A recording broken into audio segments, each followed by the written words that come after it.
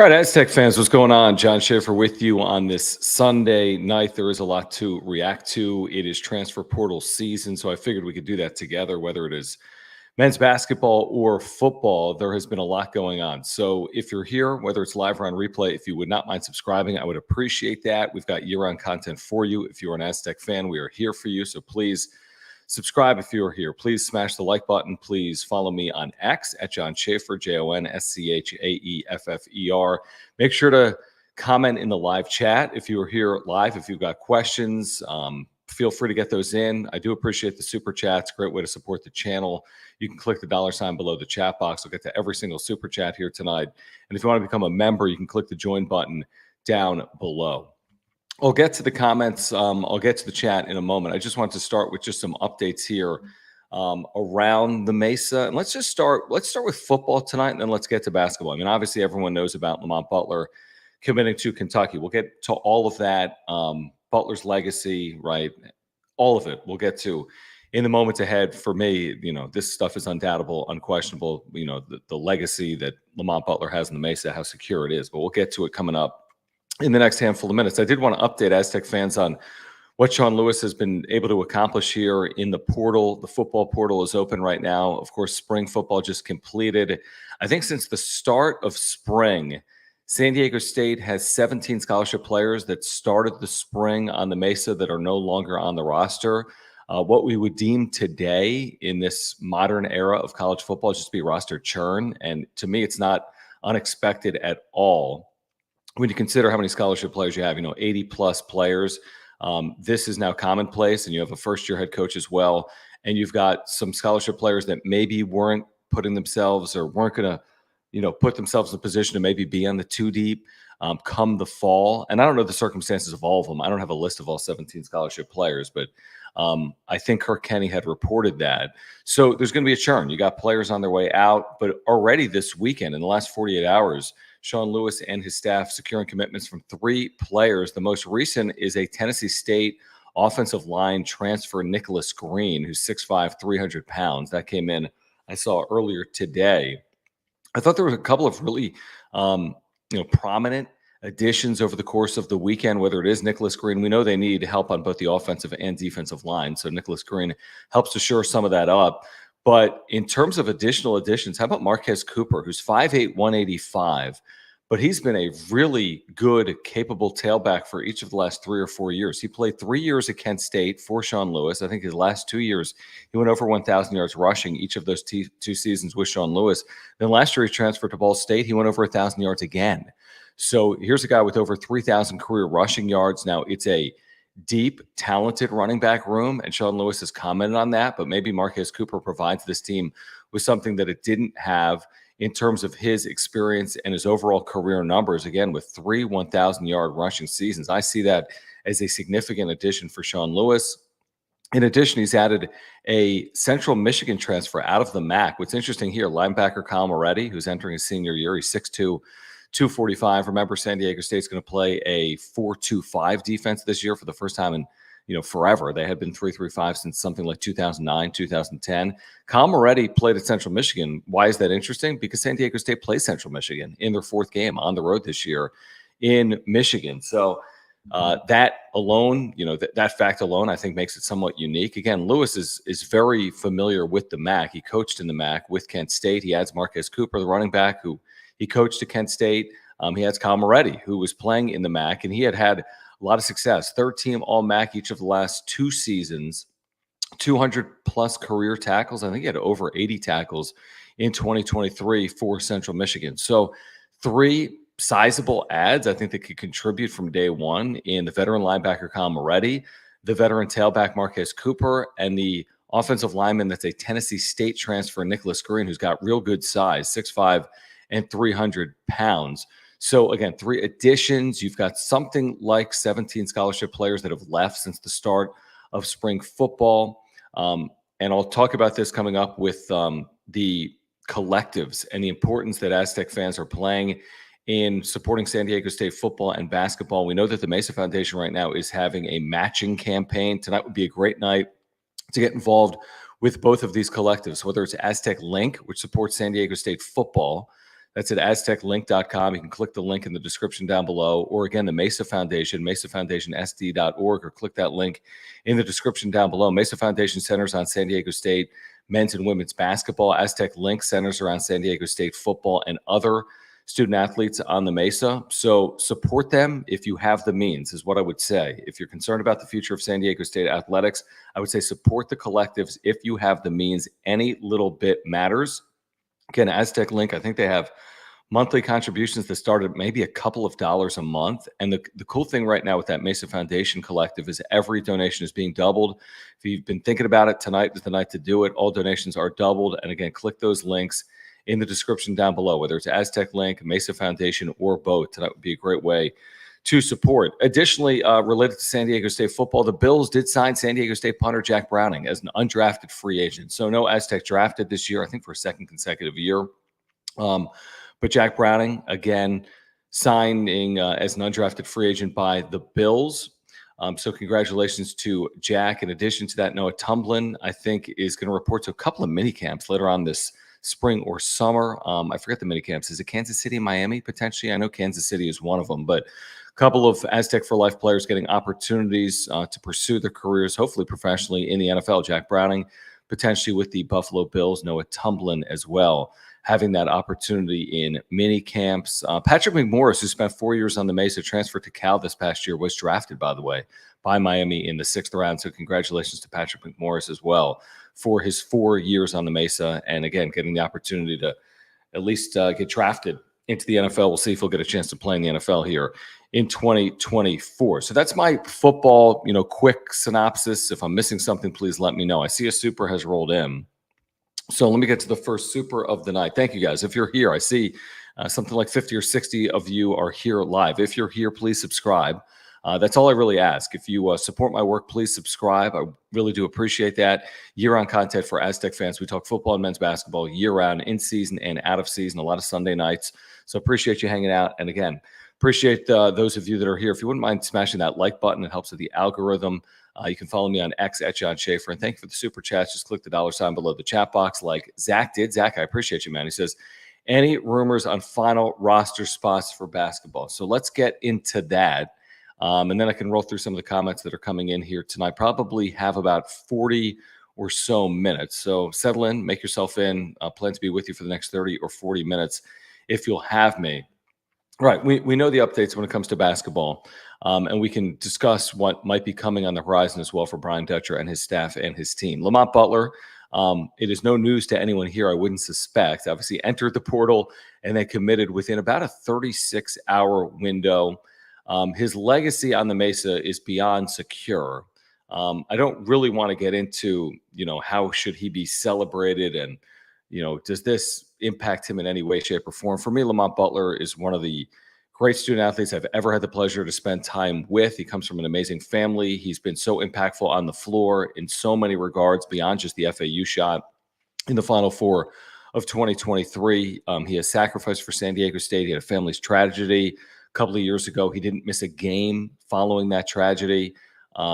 He's a really heartfelt individual. He cares about San Diego. He's from Southern California. I don't know why I'm coming to his defense, but I do feel like there's this vocal minority that can't be more than 1% of Aztec fans that are in some way, shape, or form discouraged with Lamont Butler's decision. Guys, this is the new world of college athletics, and the further we get into this era of name, image, and likeness and the transfer portal, the more we'll see this, and the fewer players there will be across the landscape that spend 4 years at any one university like Lamont, let alone 3, let alone 2 years. Lamont Butler's got a San Diego State degree. He'll go down as one of the most accomplished and decorated players in school history, and he will complete his collegiate eligibility. If he doesn't go to the NBA, by the way, he's still training and working out for the NBA. If he doesn't have an opportunity in the NBA, he will spend his final season in Lexington at the University of Kentucky. I cannot fault him for it. I can celebrate him for what he has meant to San Diego State, because I think what Lamont Butler has done for San Diego State is really remarkable. And I think he's done a lot for a lot of people, including probably a lot of people that are watching this, whether it's live or on replay. I understand being a fan. I truly do. And people have feelings as fans, and that's completely understandable. And you might have been upset, and you might be frustrated, and you may be disappointed, and you might be going through all the emotions because what he's meant to you and your family and your fandom. and your relationship with San Diego State. But Lamont Butler's got a degree. Lamont Butler spent 4 years here. It's hard to fault any player that takes advantage of an opportunity, especially after 4 amazing years, 4 NCAA tournaments, 7 NCAA tournament wins, 2 Sweet 16s, a national championship game appearance, I think 11 NCAA tournament games overall for Butler. Buzzer beaters, highs and lows, adversity that we all went through together collectively watching San Diego State. So I'm celebrating Lamont Butler here tonight. You can join me by celebrating Lamont Butler by supporting those collectives by clicking the link in the description down below. So Butler on his way out, in the immediate aftermath of that, San Diego State did address a need. Obviously, Jaden Ledee out of collegiate eligibility, and the Aztecs adding Middle Tennessee State transfer forward center Jared Coleman-Jones, who's 6'10", 240, with a really impressive offensive skill set, averaged something like 11 plus points per game, 7 plus rebounds per game. He's a good passer. I think it was 2 plus assists per game. Shot 40% from beyond the arc. Now, he didn't take a million, but nor did Jaden Ledee. He had a very similar workload from beyond the arc to Ledee. I think he was 19 for 44, 19 for 43, something like that. And I want to say Jaden hit maybe 20, 21, 22 three-pointers this past year and shot about 40% from beyond the arc. So there are similarities there. He's not just a back-to-the-basket guy. He can face up. I think he's got good moves around the rim. I think he's got a good mid-range game. Again, he's got good hands and is a good passer. So I think there were a couple of centers that they brought in. They brought in Mady Sissoko from Michigan State, who would have been more of a defensive-minded first center. And there's no problem with that. San Diego State's won a lot of games with defense first. We understand that. So Mady Sissoko, I don't know if it's official or not. I had seen him tied to Cal and the Golden Bears. I don't know if that's officially official or not, but I know he visited 4 spots, including San Diego State, and it was all in the last week. And Sissoko visited, and then Jared Coleman-Jones visited as well. I don't know what the staff's priority was. I don't know if they wanted Sissoko over Coleman-Jones. I don't know if they wanted Coleman-Jones over Sissoko. I don't know if they prefer to potentially have both. But we do know that they landed Jared Coleman-Jones, who had a lot of high major offers via the portal. I think Baylor and Illinois maybe both were in on him initially. So this is a really good get for San Diego State. Another skilled forward in the front court. And the Aztecs have had a handful of those here in recent history. Obviously, Jaden as an All-American is the best example of that. Elijah Saunders, his progression over the last couple of years. And then Coleman-Jones, who, I think defensively is really going to come along with San Diego State. He was quoted by Mark Ziegler this past week in the UT talking about really trying to prioritize defense, trying to grow his game on that side. And he's got prototypical size. I mean, he gives San Diego State some additional size maybe they didn't have a year ago, 6'10 plus, 240 plus pounds that can play at both ends. So I think it's a significant commitment for Brian Dutcher and his staff. Now, the deadline to enter the portal is Wednesday, and I think all of college basketball is on pins and needles because you can't really fully look ahead until you understand what you have back.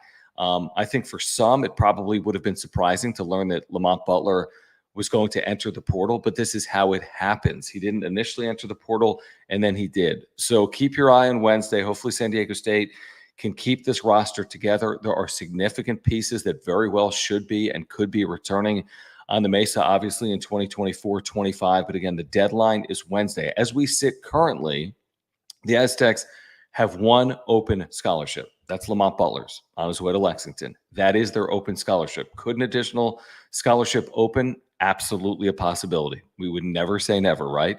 If you've been following college football and basketball over the last 2 to 4 years, you understand how normalized this has become. There's something like 2,000 players in the transfer portal in Division I. 2,000.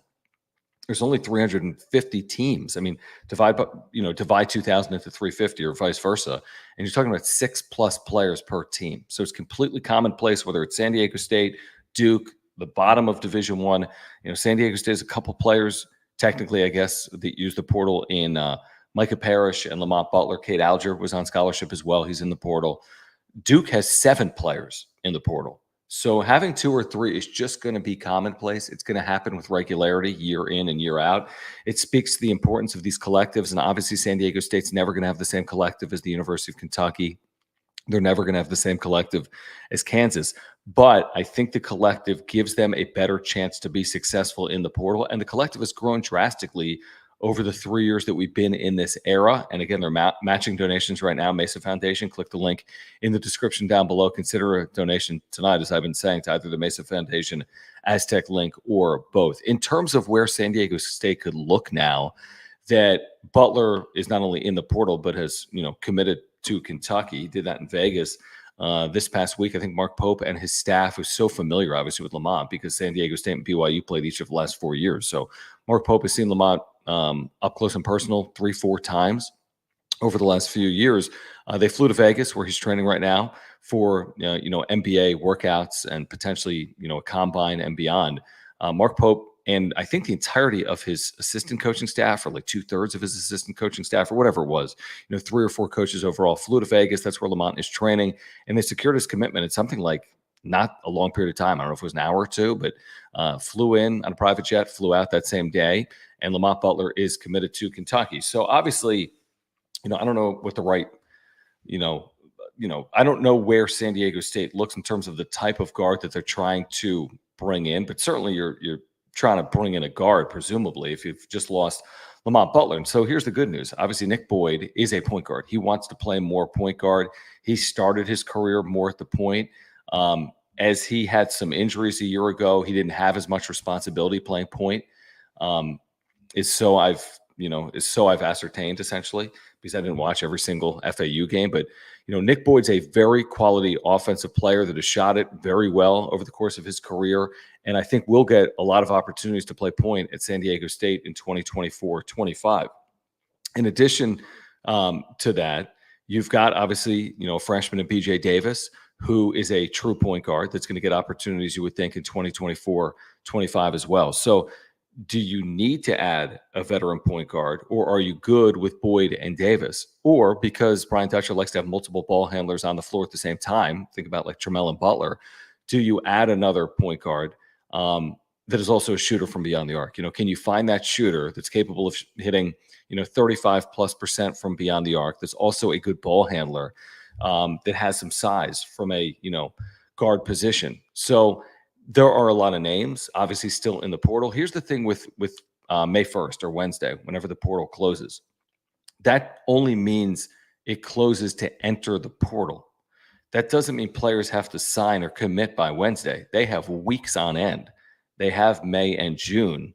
So this roster does not have to be completed on Wednesday. It could absolutely carry out well into May and potentially into June. So there's no real hurry. The Aztecs roster, as we know it, is pretty well complete as we speak here on this Sunday night. They don't have 8 scholarships open. Look at Kentucky with Mark Pope.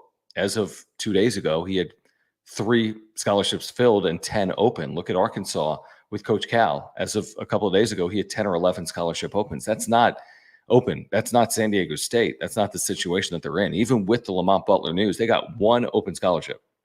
1. They can be highly selective and find the right player for their needs. I think it's been a very good offseason in the portal so far. I just do. I mean, Nick Boyd, 40% three-point shooter back-to-back years, hit 4 threes against the Aztecs in the Final Four, is a very capable scorer and ball handler, has good size, solid defender. I think that's a huge addition, and I think most Aztec fans feel the same way. And Jared Coleman-Jones, the reviews are very positive, was being recruited in the portal by high majors, including programs that were in the NCAA tournament this past year, has a really sound offensive skill set, addresses a need in the absence of Jaden LeDee, that scoring need. Nobody's saying he is Jaden LeDee. Jaden LeDee is unique to himself and could be playing in the NBA, later this year, could be drafted potentially later this year. But I think in terms of what they needed, I feel as if they've addressed it. Now what they need is to add an additional guard in the absence of Lamont Butler. The type of guard is probably arguable. Are you looking at ball handler first? Are you looking at shooter first? Are you looking at a guard with size? Can you combine that all into one player if you only have 1 scholarship? These are probably the questions that other Aztec fans are asking, but I trust the staff. I see how successful they've been in the portal in recent years. I mean, so many examples, whether it's Malachi Flynn, Jaden LeDee, Darion Trammell, this past year, Reese Waters, who's going to play a critical role for the Aztecs moving forward, Jay Powell. I mean, there's just so many examples of players filling needs and roles that San Diego State desires. So they have an opportunity to do it again, go into that portal, and hopefully find the right fit for this team coming up next year. Now, I see the super that just rolled in here from Kevin. I'll get to in a moment. what was I going to say? Yeah, listen, the way college basketball has changed with the movement, the Aztecs aren't going to have a fourth-year player that's been on the Mesa for 4 years next year. I don't know the last time you could say that. That's been a while. They're not going to have any player from the rotation that played in the national championship game 2 years ago. You do have Elijah Saunders and Miles Burr, but in terms of players that were in your rotation for that run, none of those players remain. And every starter from this past season has moved on, either out of eligibility, right? The Tremels, the Ledis, or have transferred. Micah Parrish, Lamont Butler, right? So it's a new world. But with all that being said, if we can get through Wednesday and this roster remains essentially intact, and you have the Reese Waters and the Miles Birds and the Elijah Saunders and the Miles Heidi's and the BJ Davises, and you have Nick Boyd, you have Jared Coleman-Jones, you got a core, you have a veteran core, guys that have spent 3, 4, 5 years in college that are going to be on the Mesa next year. So I think you have that. Brian Dutcher loves to have that older roster. I think he has that older roster. I think he's got some experience. I think he has players that have won in the NCAA tournament. And now it's about finishing out this roster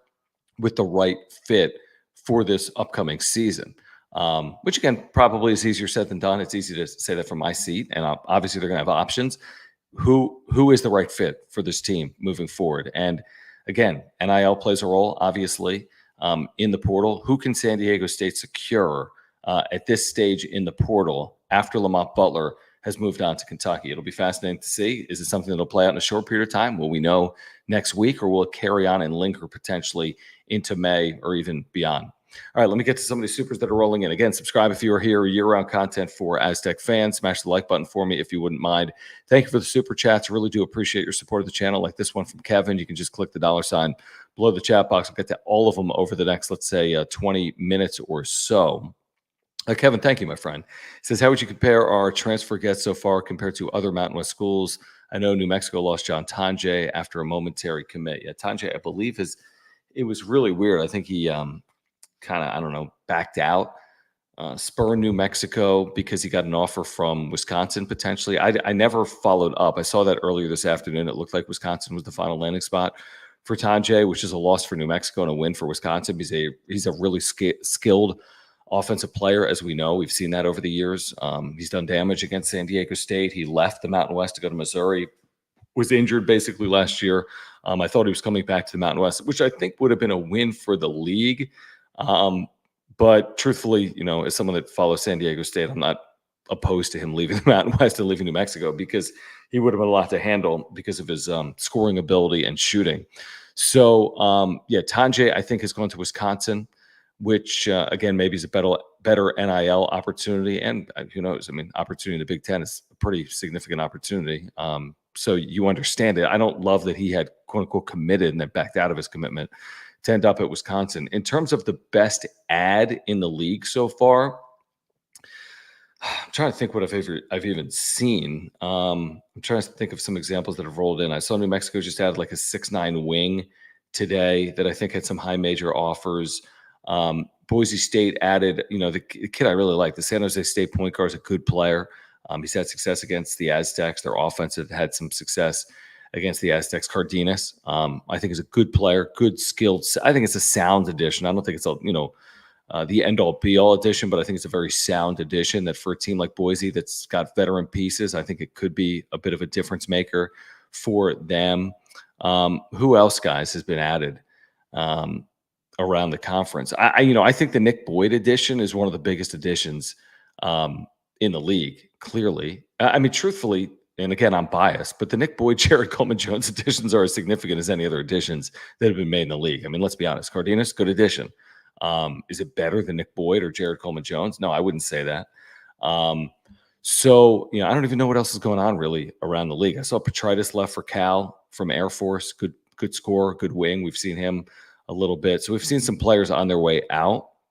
I don't even know who's really been added in the league at the top of the league. Again, Cardenas, whoever that 6'9" wing forward that New Mexico added at some point today, I think is a significant addition. The San Diego State adds are significant. I'm trying to think about the rest of the league. I know Nevada's been quasi-active and has had some success so far in the portal as well.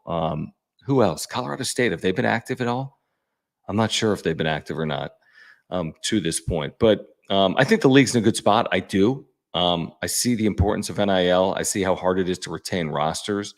But I think the league is still in a good spot. Now, is it in a good spot where they're going to get 6 teams into the NCAA tournament next year? Probably not. And I think it's only harder with the change of schedule from 18 to 20 league games. But I do think the league's in a good spot, hopefully to get 3+ teams into the NCAA tournament next year, including San Diego State. But I think it's pretty hard to be critical of what the Aztecs have done so far in the portal, and we'll see what additional moves they're able to make between now, and the start of next season. So thank you, Kevin. Again, I wish I had all that information in front of me. If someone wants to put another name in the chat, I can comment on it. If there's a particular name you want me to reference that has signed with the Mountain West team so far here this offseason. All right, let me get to this one from T-Mac. Thank you, T-Mac. Appreciate you, man. He says he's excited about the future of Aztec basketball, a lot of talented length for the upcoming season. I mean, I haven't even addressed the freshman class, which is so highly touted. I mean, you have so much potential in your freshman class. Now, does it pay dividends from day one? That's always arguable because it's hard to contribute as a freshman anywhere. Power 5, on your way to the NBA, one and done, right? It's hard to win with true freshmen getting big-time minutes, but you can potentially put them as part of a rotation and have success or be a good team. Look at Miles Heide this past year. Look at BJ Davis having some opportunities. I go back a year earlier. Elijah Saunders had some chances for a team that played in a national championship game. We're going to see Taj DeGorville. We're going to see Pharaoh Compton. I don't know about David Majak. I don't know. 7-foot center who's coming in. I don't know if we'll need a year to redshirt or not. We haven't even talked about Magoon Gwath. He's going to play a significant role for this team next year. So I gave you 6 or 7 names that are clearly in the rotation for next year. Then you've got the player they'll bring in to replace Lamont Butler, or that additional scholarship ad. Then you got this talented freshman class. Then you have Magoon Gwath. So I'm with T-Mac. I think you should feel good about the state of this program right now. I mean, Brian Dutcher has been preaching it. I mean, I had him on. John and Jimmy came in studio 2 weeks ago. They've put themselves in a position where they're at the top of the sport. To retain that, to maintain that, I think the exact term he has used over the last 12, 14 months, to remain nationally relevant, they need NIL support. It's as simple as that. It is as simple as that. That is cut and dry. And by the way, their NIL collective, Mesa Foundation, has doubled and doubled over the last couple of years, right? From where they were in 2022, doubling beyond that in 2023, and I think doubling and beyond that for 2024. But it's a bit of a keeping up with the Joneses. And again, nobody's asking the collective to be Kansas's, right? But you got to be in a situation where your collective affords you the opportunity, no pun intended, to retain a roster and to bring in pieces that are necessary to win at a high level. And so far, so good. I mean, look at this era, and we're at the beginning of it. San Diego State's been in a national championship game in a Sweet 16, but for that to continue, that's where, whether it's the business community, the local community, passionate Aztec fans, season ticket holders, people in the YouTube chat, whatever it is. I mean, if you have the means at 10 or 20 bucks, it all adds up. It all matters, and it's all playing a role right in front of our eyes right now across the Division I landscape. So again, I don't think Dutch says that to be, fear-mongering. I just think it's the cold hard truth. I think one of the reasons, if not the reason, that Lamont Butler is moving on is obviously related to NIL. And again, is it going to be hard to keep programs like Kentucky from luring players? Absolutely. I mean, Kentucky with like a unlimited war chest would be my guess. I have no idea what their collective looks like. It's got to be $5+ million. It's probably well beyond that, truthfully. But San Diego State's gone from maybe tens of thousands of dollars to hundreds of thousands of dollars to, I think Mark Ziegler reported earlier this offseason, there'll be well over $1 million for the upcoming 24-25 year. But again, the more the merrier. And again, when you're trying to hold a roster together and add to a roster, it plays a role. You just know that it plays a significant role. But I'm with T-Mac. I think when you consider all the headwinds, when you consider everything that's going on in the collegiate landscape, how can you not feel good about where the Aztecs are? And I understand the individual frustrations. Hey, how could Lamont not finish his career here? Or Keyshawn Johnson. Each situation is unique, and it's not hitting San Diego State any harder than it's hitting Ohio State University or Duke or Kentucky or Arkansas. I mean, Kentucky's roster is completely turned over without Coach Cal. And then Arkansas's roster is completely turned over without Musselman, and USC's roster, and it goes on and on and on. So I think you kind of understand the point. I think the stability of Brian Dutcher and his staff is critically important. And, even when they have movement, it's nowhere near the movement that you're seeing elsewhere around college basketball. And I would argue, listen, it's going to be, if you're replacing 10 scholarship players in a year, that's going to be really challenging. There are examples of teams that have been able to do it. Utah State this past year is a prime example. There are examples, and there will be more examples moving forward because it's becoming more commonplace. So out of the Arkansas and the Kentuckys and the SCs, I'm sure one of those teams will have a very good year. I'm sure that's a possibility with their NIL, with the level of player that they're capable of recruiting to national programs like Kentucky specifically.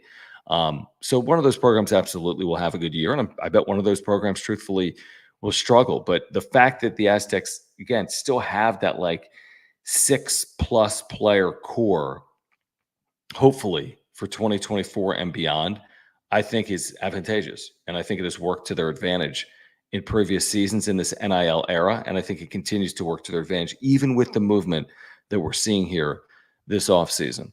All right, let me see some of the comments that have rolled in here. Okay, thank you, Greg, for mentioning this. The Cal Poly guard, Kobe Sanders, Xavier Dussel to Nevada, Brandon Love from Texas State. Yeah, that's a nice job, I think. I think that's a nice job by Steve Alford, addressing some needs. I know, is it Sanders or was it Saunders? I think it's Sanders. I know Sanders is a scorer. Dussel's a good three-point shooter.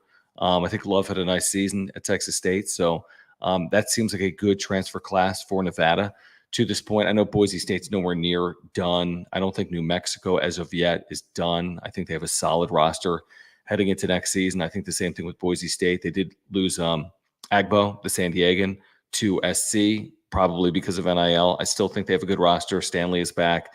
Dagenhart's back. So I think right off the top, I mean, mentioning Nevada, Boise State, New Mexico, San Diego State, Colorado State's going to be competitive.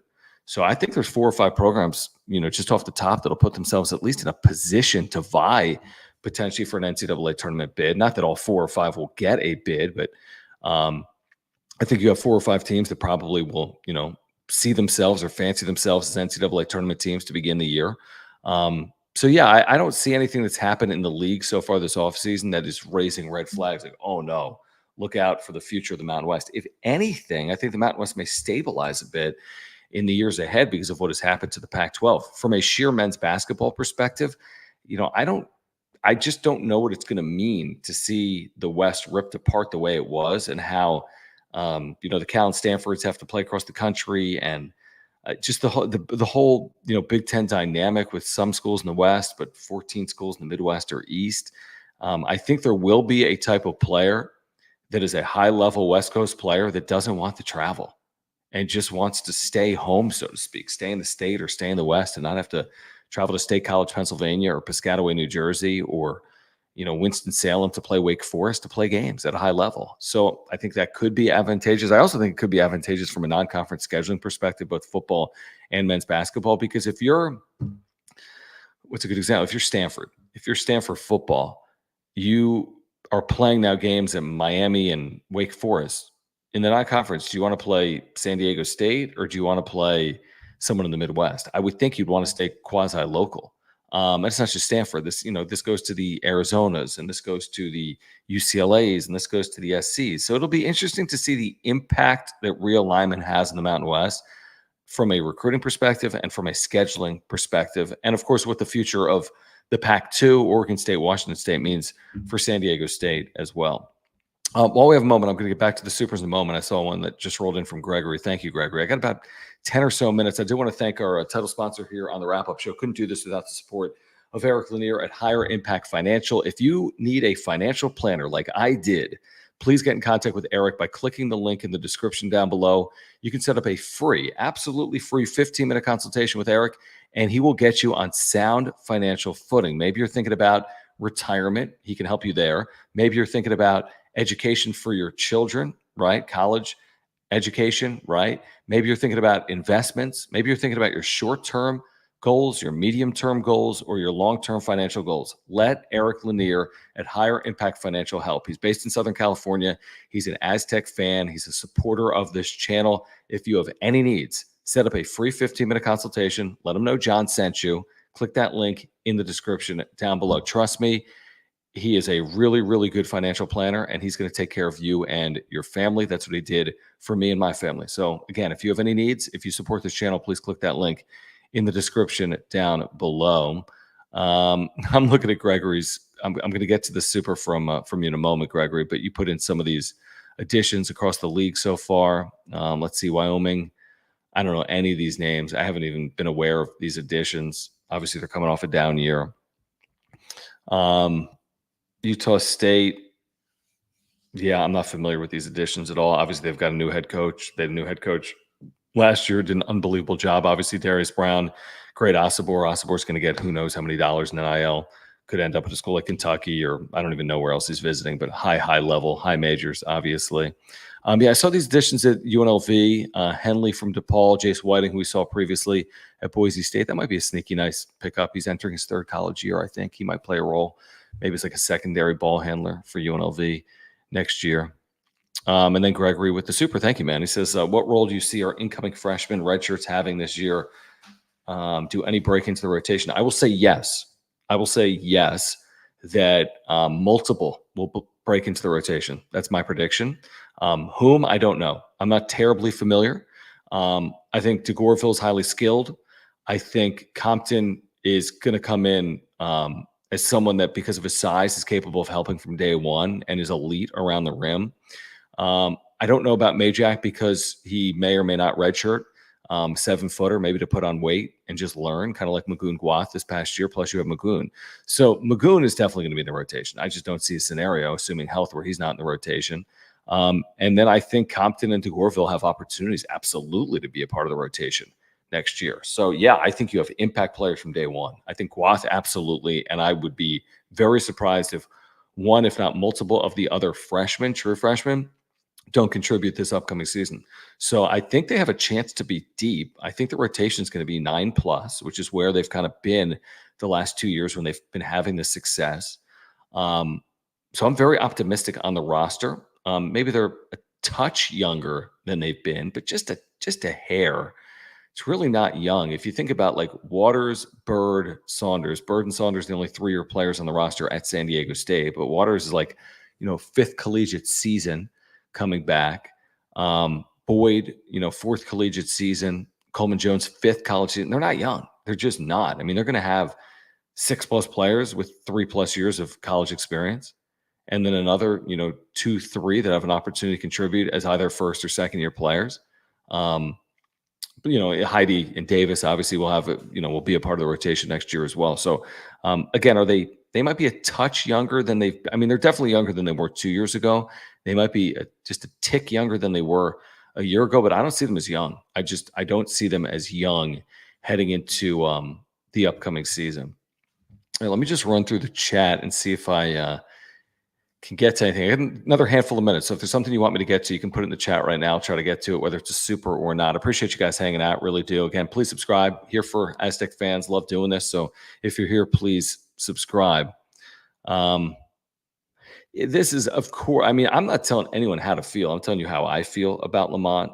And again, I know his family. I know Lamont. I've spent a lot of time around him. I'm not telling anyone how to feel. Anyone can be a fan any way they want to be a fan. And I think this is reasonable. He says, I can feel both ways, totally understand, but bummed that he left, and do feel it takes a bit away from what could have been the most popular Aztec of all time. Again, 25 years ago, it's not going to happen, but 25 years ago, there were no players playing 5 years. There was no COVID 25 years ago, so you would have gotten him out of eligibility after 4 years. 25 years ago, this wasn't happening, but now it is. So I think it's like, don't hate the player, hate the game a little bit. And there's going to be so few players that spend 5 years anywhere in the same uniform. I know that that's not the consolation prize anyone's hoping for. The fact that everything has changed, you don't have to like that it's changed. But like Brian Dutcher has repeatedly said, he's been through a lot of eras of college basketball. What's allowed him to have success as a coach is he's adaptable, and he will make the most of what the rules allow. It's a new world, and it's hard to fault anyone. And not that Kevin's doing that here. It's hard to fault someone for taking advantage of an opportunity. And the truth is, most, not all, when given a financial opportunity that hits you squarely in the face, are probably going to take advantage of it. Not all, but some, if not the majority. If you make $80K and someone in the snap of a finger told you can make $240, there's a lot of people that are going to jump at that opportunity. There's just a lot of people that are going to do that. You don't have to like the way the system is playing out, but I do think we need to recognize what's happening. And also, where it feels as if the top of the sport is kind of running away from everyone else, I still feel like San Diego State is going to be ultra competitive in this era. I just do. I think that they've proven to have a successful program over multiple iterations of college basketball over the last 25 plus years. They have figured everything else out, and they will make sure to figure this out as well. So I understand. Believe me, I get all of the feelings. I'm not telling anyone how to be a fan, but it's just the state of the sport, and it's hard for me to be critical of Lamont, who's given so much to San Diego State, when he's got an opportunity that is a significant one financially. I don't know the details of it, but let's be clear. It's a significant opportunity that is likely life-changing for either himself or his family. And that's where, for me personally, and people can disagree with it, for me personally, it's hard for me to be critical of it. Like this one. Don't hate the player, hate the game. Butler will be an Aztec for life. I know a lot of people are bitter, but it doesn't take away from what he's done for Aztecs Nation. Yeah, again, I get it. I get all the feelings. The feelings are completely natural. I think as time passes, he will be celebrated as one of the great sports heroes of San Diego, history, and certainly for San Diego State. And when there are reunions and when he's back in the Mesa, I think he will be celebrated by Aztec fans moving forward. That'll be my speculation and hope. Let's see here. Gregory asking any word. No, I think I'd seen some stuff just on social media. Who knows how accurate it is, that, they might have been seeking something like $600,000 in NIL or somewhere in that $500,000 range, which, by the way, is a going rate for a high-level player of Lamont's caliber at, a high major program. It's not just Kentucky that has $500,000 or $600,000 for players. There are other programs, and there's more money for certain players around the country as well. So that's not atypical. That's not the state of San Diego State's collective, obviously, but it's not atypical at the Kentucky, Kansas, Duke, UNC, UConn level right now. Juan saying Taj getting minutes for sure. Yes, no doubt, Kevin, 100%. I mean, not having a 4-year player on the Mesa. When's the last time San Diego State didn't have a 4-year player on the Mesa? But again, it's a new world, and you got multiple 3-year players. Someone would have to answer that for me. I don't know the last time San Diego State did not have a player that was in his 4th year in the program. Let's see real quick. Gregory saying I heard Dutcher talking about Guat during some post-game interviews last season. I'm hopeful, thinking about how he was talking about Ladie when he took his redshirt season, not prone to exaggeration. I think we just need to be a little understanding that he's going to be a redshirt freshman, where Ladie was like a redshirt senior when he first stepped on the floor for San Diego State, or a redshirt junior. So, there's going to be a learning curve, but his ceiling is, through the roof. His ceiling is going to be through the roof. And I think he's going to pay dividends immediately for the Aztecs in 2024-25. Let's see here. A couple of more, and then I got to run. Yeah, I mean, again, that's my thought process. Not all people. I'm not saying everyone would do the exact same thing. I don't know. Everyone's circumstance is unique. It's hard to really, truly know Lamont's circumstance, but it's hard to be critical when we don't really know, and he's a human like all of us. And when presented with opportunities, a lot of human beings take advantage of those opportunities. And this wasn't Lamont Butler after his first year on the Mesa leaving and spending 4 years at Kentucky and us watching Lamont take Kentucky to back-to-back Final Fours or something. That's not what this is. He has given a lot. He played 131 games, I think, as an Aztec, 100-something starts. Like, it's at some point, maybe it just, what else can he accomplish here? He's accomplished a lot here. So, I understand it. I'm not saying, would I prefer to have him back? Absolutely. I wish he was back. But we trust the staff, right? That they're going to bring in a guard that's going to help this team win in 2024-25. So it's hard for me to be critical. I just understand where we are. And I think San Diego State's done very well in this transfer era. I go back well before the portal and NIL, but some of the most impactful players, in program history, X, Flynn, Ladie, hopefully Reese Waters moving forward as well. I mean, these are transfers that have played big roles for San Diego State over the last decade plus, right? So it's the nature of the beast, so to speak. All right, guys, I got to run. I got to do a Padres wrap-up show in about 4 minutes with my co-host on the radio, Jim Russell. So you can swing over there if you'd like. Appreciate you hanging out. Really, really do. Again, it's a passion project of mine, this channel. So if you wouldn't mind subscribing, I would appreciate it. As there is news, if San Diego State adds football or basketball-wise in the coming hours, we'll do another wrap-up show for you. So please subscribe. As news breaks, we have it for you here, hopefully first on the wrap-up show. Thank you for smashing the like button. Thank you for following me on X at John Schaefer. Thank you for the supers and the super thanks if you're here on replay. That's a great way to support the channel. And thank you to Eric Lanier as well at Higher Impact Financial. If you have any financial needs from a financial planning perspective, set up a free 15-minute consultation with Eric by clicking the link in the description down below. And final message again related to the collectives. If you've been thinking about it, now's the time. Click that link in the description down below, both Aztec Link and Mesa Foundation. Mesa Foundation donations are being matched through May 15th. Aztec Link, it's critically important as well for football with the transfer portal open. We talked about those additions earlier here tonight. All right, my name is John Schaefer. This has been the wrap-up show presented by Eric Lanier at Higher Impact Financial. Thanks, guys. See you tomorrow on the radio. Join us 3 p.m.